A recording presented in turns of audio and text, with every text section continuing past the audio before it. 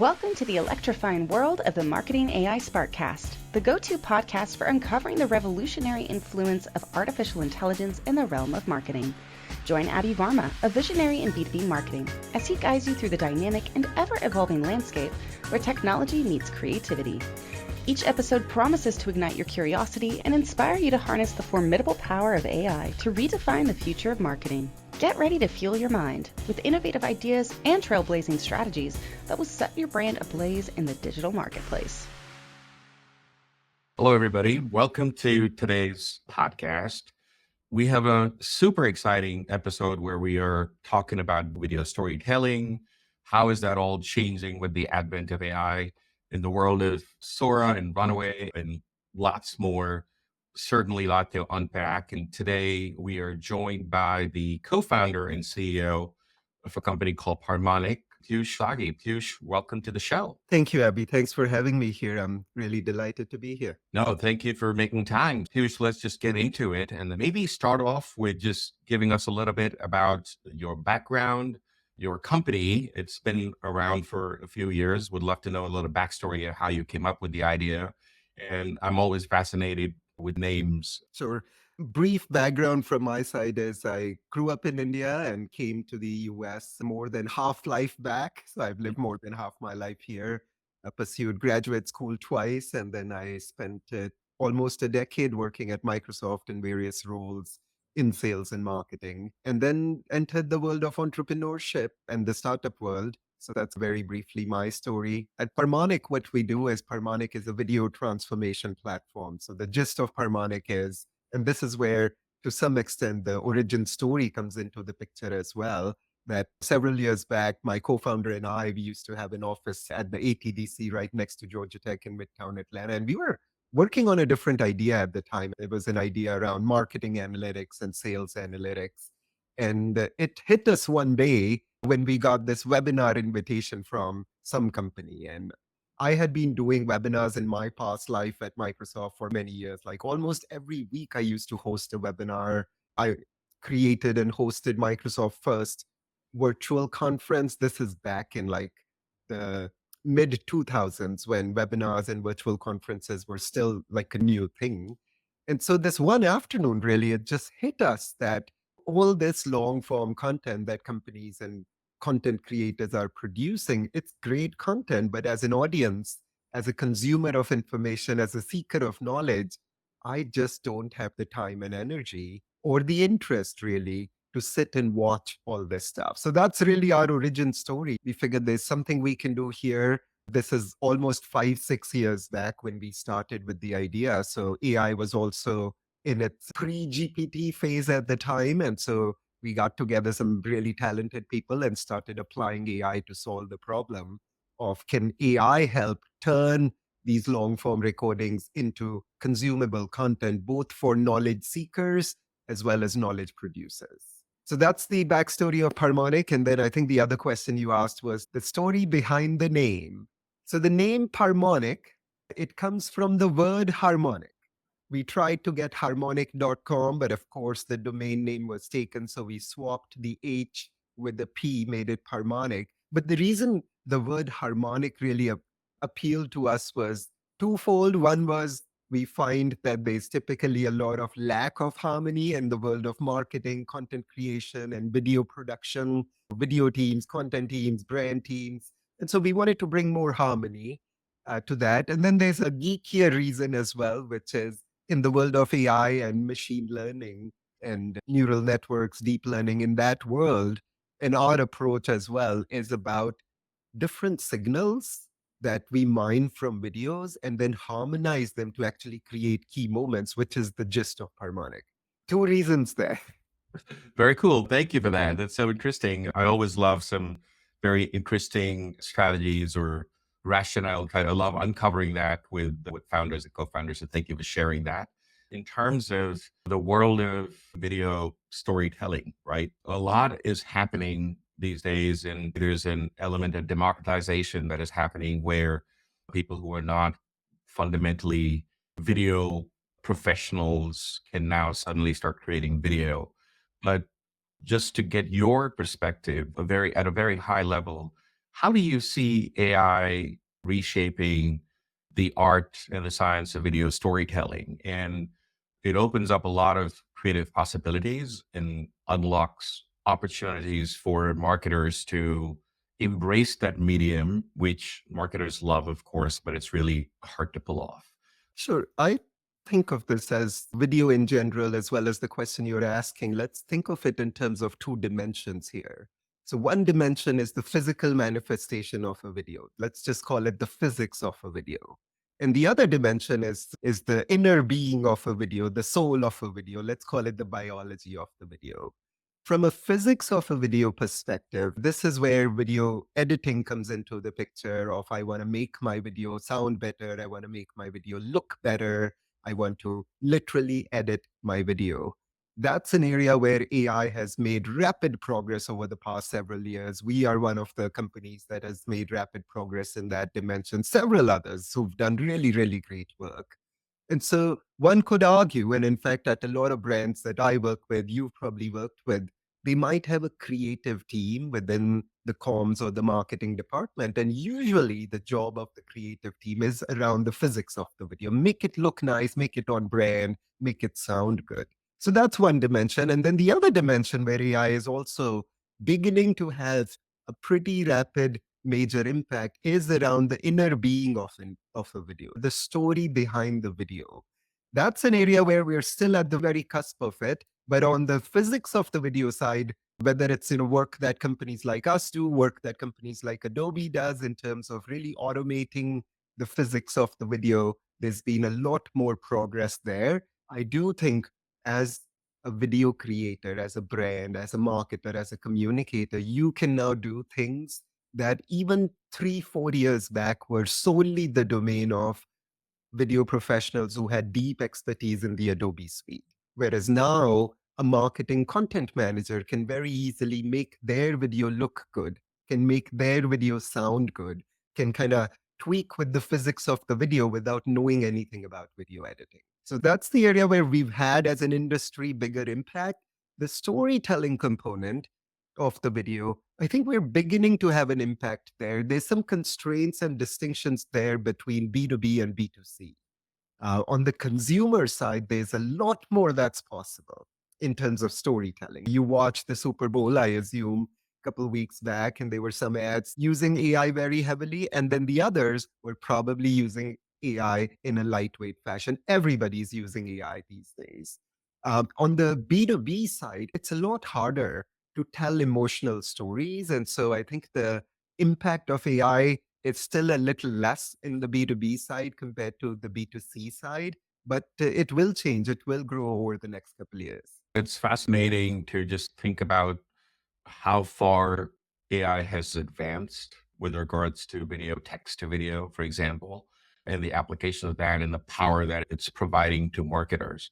But when you think about that, to me, it's a balancing act on how to leverage the power for video creation, video production, and automating some of those things without compromising on your brand values or your brand message. It's a big responsibility for marketers to strike that balance. Do you see the adoption of this AI production? Do you see that being counterproductive to marketers' responsibilities to kind of keep the flag of brand authenticity and brand messaging flying? Do you see that as two contradictory forces working against each other?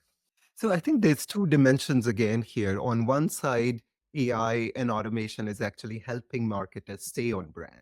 Typically in the past, when this was the dominion of creative teams only or video professionals only, and then marketers had to rely on them for branding elements, and the brand police had to enforce their actions on non-video professionals at their company. So AI has actually become a great ally for everybody to abide by brand guidelines from a physical manifestation perspective. Again, that the video needs to follow this format. We work with a very big company that's very strict about brand guidelines. They literally even have different guidelines for social media videos, which are organic versus paid.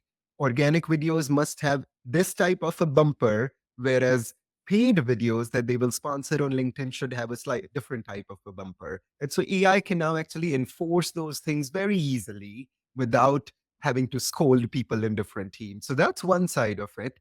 I think the other side of it, and maybe that's what you were touching on, was the authenticity element, which I think is becoming even more important. So it's a great irony in terms of where we are today as society. On one hand, AI is making super easy to create thousands of videos at scale by writing a text prompt. But on the other hand, what does that do to your brand's image, to your image of authentic thought leadership? And that's the balancing act there. Yeah, and it's fascinating on the first part of the answer where you were saying that it's almost AI can help enforce brand guidelines, but it's the storytelling element. Like when is the right point where AI should be used? I certainly see two perspectives from video and brand professionals. So on one side, you have the group that says, hey, it doesn't matter. It's a means to an end. I'm using a text prompt to still tell my story.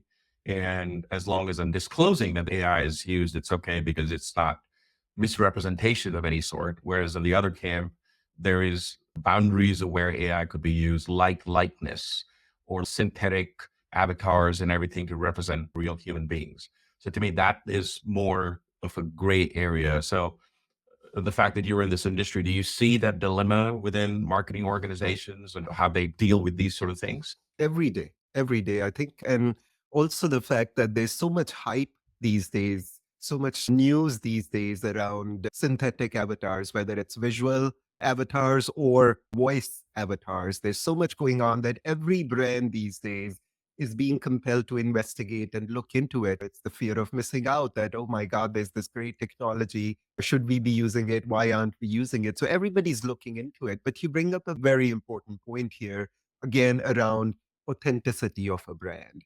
And so there's not just the risk of alienating your audience by misrepresenting yourself, there's actually also significantly big risk involved for publicly traded companies. That if, for example, you're a large publicly traded company and somebody creates a lookalike avatar of the CEO and puts it out on social media, it can literally crash your stock price in a couple of hours if there's misinformation in that video.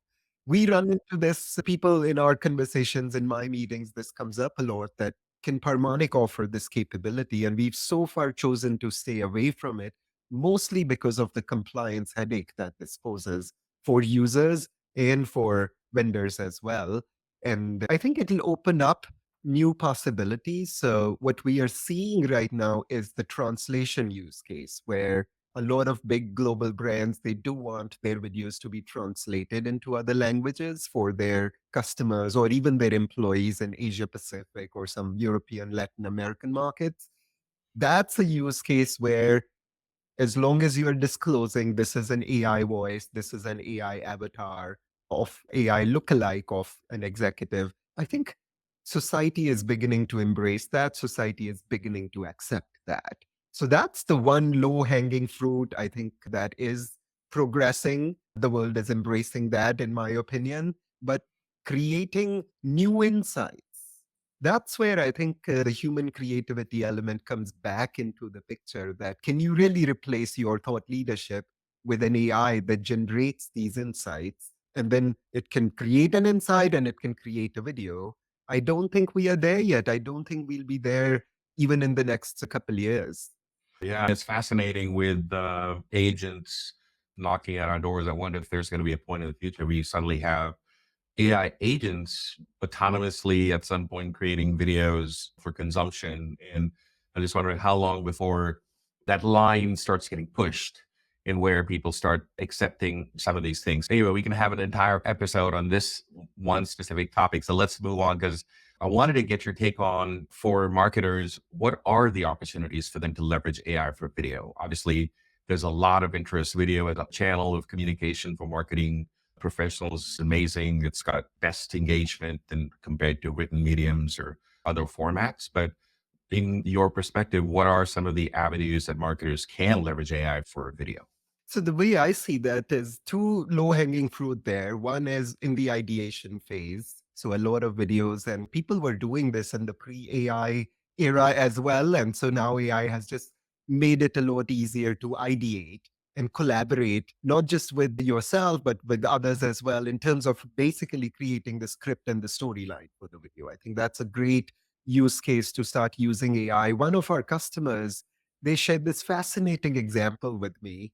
And they were telling me that they take their videos, webinars, event recordings, parse them in Parmonic, and get all the different outputs, which I'll talk about in a minute. But then they don't just run campaigns with those outputs. They actually have this feedback loop. They take all that and use it to ideate for, okay, what are we going to do next quarter? Now that we've talked about these ideas, how do we build on top of these ideas for the next set of videos and events and webinars?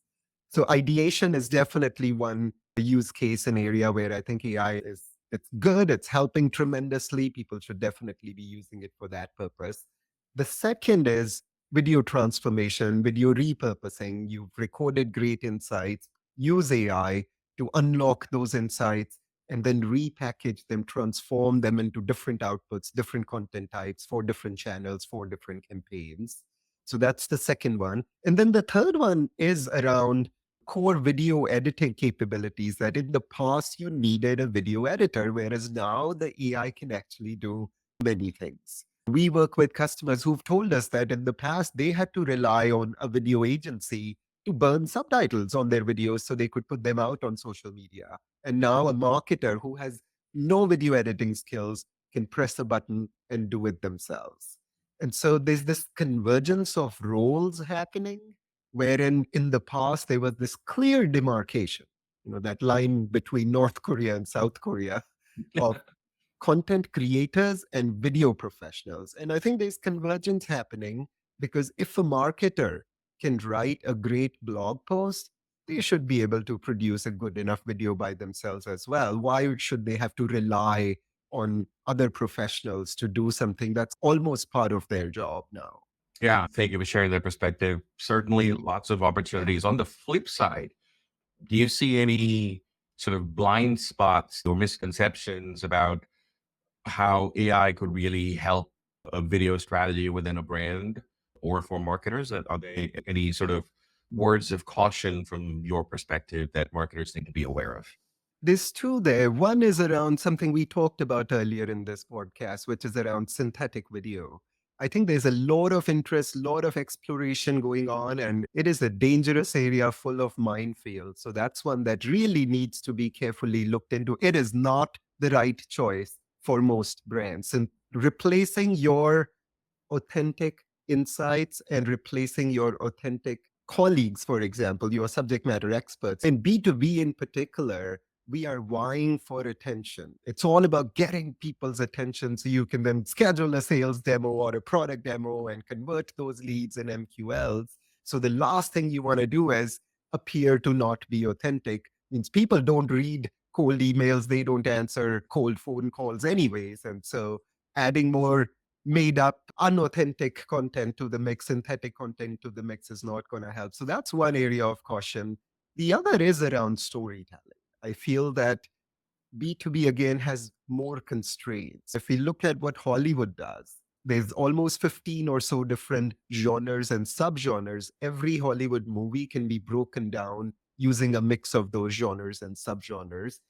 In B2B, our hands are tied. We don't have the luxury of the whole wide range of storytelling tools. I'll give you an example. The reason why a lot of movies or even TV shows become popular is they have this element of surprise. You just don't know what's going to happen in the next scene. And that cliffhanger keeps you glued to, okay, I want to watch the next episode now. I want to see what happens next. In B2B, we have to tell very predictable stories. There's very little use of the surprise element in B2B storytelling. So our hands are tied. And that's where I think human ingenuity is actually still ahead of what AI can do for us. It's not that AI is not capable. It is capable, but we in B2B are working under a different set of constraints where AI's impact is limited for storytelling. For sure. And especially with synthetic content, at what point does likeness become a deep fake, right? That is very nuanced and unanswered. And I'm not sure how the law, the society, or people are dealing with all of that, or going to keep dealing with that to a point where, are you going to trust videos which has people and you don't know if it's a real person or if it's a synthetic person? So what is your perspective on that? Sure. I think so. Let's break this problem down. That I'll probably pose a question back to you. So let's say we have a script that was written by AI, and then you hire a human actor to read out the script. That's scenario A. And scenario B is the same script is now read out by an AI voice.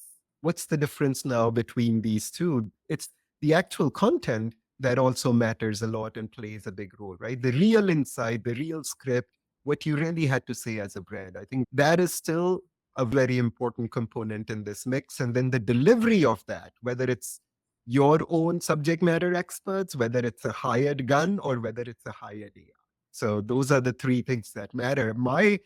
I still believe the focus is on the core content, first of all, the true insights, the authentic insights. The delivery then, that's a choice that brands will make. And I'm very sure we will begin to see very soon those three choices. Some brands will deliver with their subject matter experts. Some will use hired guns like they are already doing, by the way. It's already happening.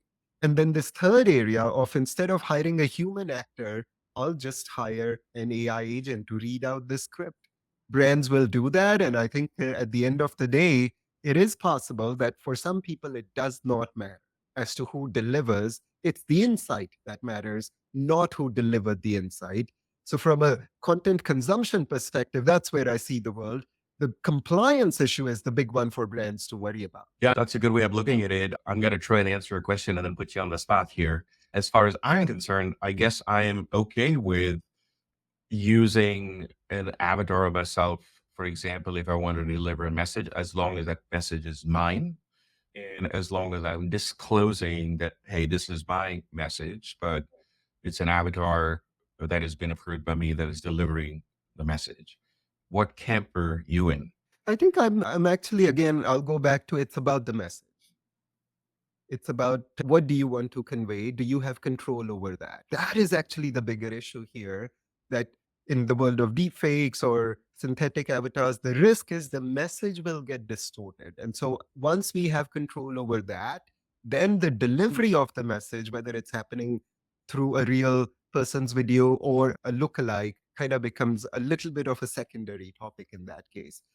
The other thing to think about here, Aby, is, and again, let me ask you a question. Do you think there's enough video being produced out there? And let's talk B2B, not B2C. Mr. Beast produces enough, but I don't think that matters to our audience here.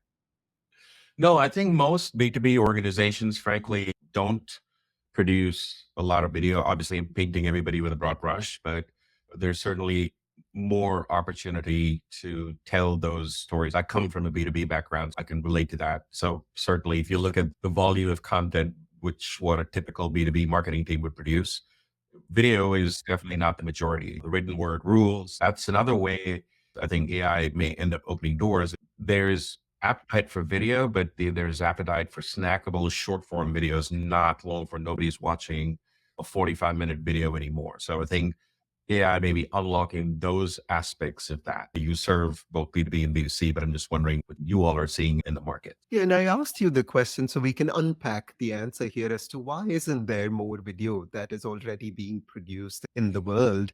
And I think if we start unpacking that, my hypothesis, we spend a lot of time at Parmonic actually thinking about this topic as to why aren't brands producing more video when everybody wants to consume more video?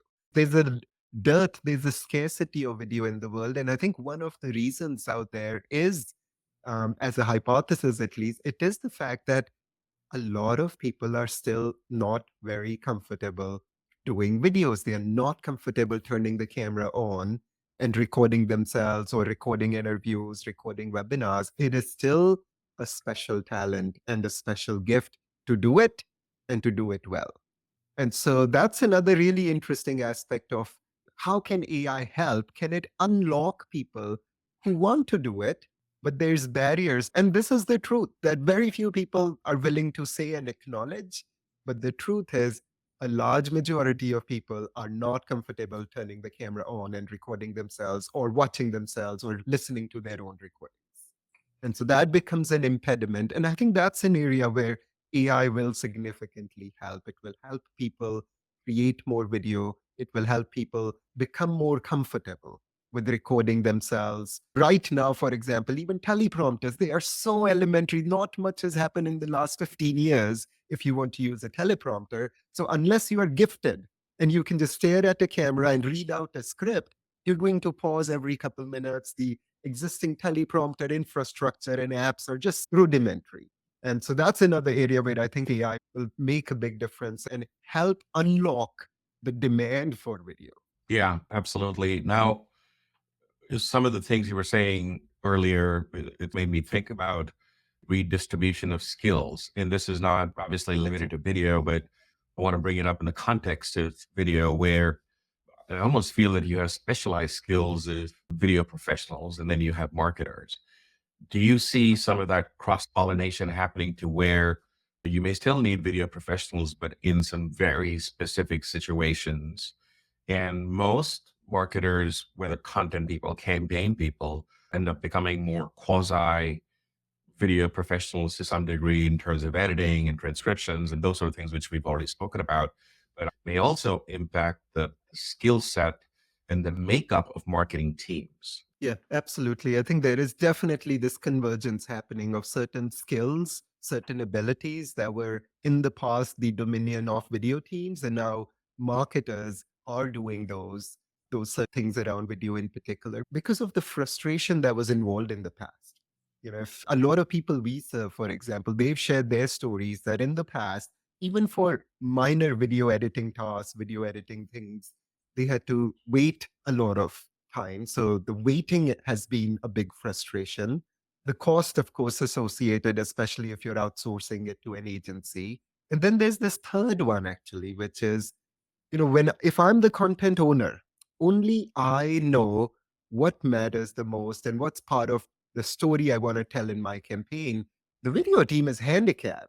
They don't actually know what was it that Aby really wanted to tell in that specific story for a specific campaign. And so that's where things have been in the past. And I think now with content teams, with communicators being able to do more on their own is actually helping them move a lot faster. They have more control and they don't need the deep video skills to do all of this. Now, does this mean that we don't need video editors anymore? Do we not need video teams anymore? I don't think that's true either. I still have friends who are professional video editors, and I think if you're good at it, your future is safe for the next couple of years. The reason being, video is so complicated and there's so many levels there that the more advanced video you want to record, you want to compose, you want to edit, you do need those deep specialized skills. So the point I want to convey here is there's different types of video. For most B2B marketing campaigns and purposes, the videos needed are those that communicators and marketing teams can and should be able to control and edit on their own. Whereas for those very high impact Super Bowl commercial type videos, you absolutely need people specialized in the skill. So the right skill and the right tool for the right type of video consumption. Right. So Delta CEO was at CES a couple months back. And so when a company wants to sponsor a big event and wants to do a 2-minute splash video that's going to be watched by 1 million people, you absolutely want a very talented video team to put that together. But when a marketing manager wants to run a campaign talking about the new product release, I think that should be absolutely done by the marketing team themselves so they can go to market fast. That is the number one priority. And do you think with the advances that are happening in the world of AI, I mean, it's moving 2,000 miles an hour, do you think that line is going to get pushed where the video quality gets better and the utilization of AI on the type of video is going to move up the value chain? Absolutely. I think it's already happening. There are certain areas where this progress is happening pretty rapidly. There are other areas where progress has stalled almost, and it's not happening as rapidly. I'll give you one example, which is transcription quality, where progress has actually stalled almost. It's not advancing. We're at about, roughly speaking, 93, 94% accuracy AI generated transcripts. And all the big players, Microsoft, Amazon, Google, there's so much action happening in this space, but development is very slow. I can bet you $100 that even in the next 2 years, we will be nowhere close to 99% transcription accuracy. And so there are areas where AI is trying its best and it's going to be a long journey. But then there are other areas where AI is rapidly advancing. Yeah. And speaking of that, what do you get most excited about thinking about the next 3 to 5 years with regards to AI and video? What I'm most excited about is one of my personal favorite long-term use cases is personalization of video. And by personalization, I don't just mean cosmetic personalization, which is where the world is today. Right now, when you talk personalization, what usually is happening is maybe automatically you can add a logo or even the sender's name or the receiver's name. That's personalization that's happening today. The future of personalization in B2B, at least, is a bit closer to what's happening in the world of social media, where I can offer videos to you based on not just your interests. Facebook is already doing that, but also your context and your background. So if I already know that Aby actually is an expert in the world of AI marketing, and here are things that Aby's already well aware of, I don't need to serve you redundant duplicate information. I need to serve you things that you probably don't know and might value. So that's the really next level of personalization. Even we as Parmonic are not there yet, but that's what I'm most excited about. That serve me something that delights me and doesn't bore me. Serve me something I don't know. Don't serve me something I already know. I think that is the holy grail when it comes to most marketers, personalization in a medium which is the most engaging is certainly something to look forward to. So for our listeners, which are mostly marketing folks, what are your words of advice if somebody wanted to dive into the world of AI and video, top 3 things and how they could start that journey? Sure. I think my advice, my recommendation is, if you're a storyteller, and I think every marketer is a storyteller. Most marketers, they create stories and then they distribute those stories via campaigns. If you're already creating marketing material, if you're already writing blog posts, you really have to add a new skill set to your resume and to your overall being, which is now you have to do video as part of it. It is storytelling at the end of the day. It's just another format. And so that's my big recommendation and request, that people need to embrace video, not be afraid, not be shy. It's not about recording yourself. I know that is not going to work. It's very hard to change certain behavioral aspects of people's personality. So the big distinction here is you can record more video with your subject matter experts, with your customers, colleagues, partners, to generate authentic content, and then use AI to repurpose that, to transform that. That's the shortcut to success, rather than forcing yourself to do something that might feel unnatural to you. So those are really my two big ones. Embrace video. Just don't think of it as a foreign object. Don't think of it as a skill that somebody else needs to have. It's part of your storytelling efforts. And find the path of least resistance, which is record videos with people who are good at it, people who have good insights to share, and then apply AI to transform those videos. Awesome. That's great advice, Piyush. I have enjoyed this conversation. Thank you very much for making time to talk to us today. And to our listeners, you can learn more about Parmonic on Parmonic.com, and make sure to connect up with Piyush on LinkedIn. Piyush, thank you so much. Thanks a lot, Aby. All right, guys. I'll see you on our next episode. Have a good one.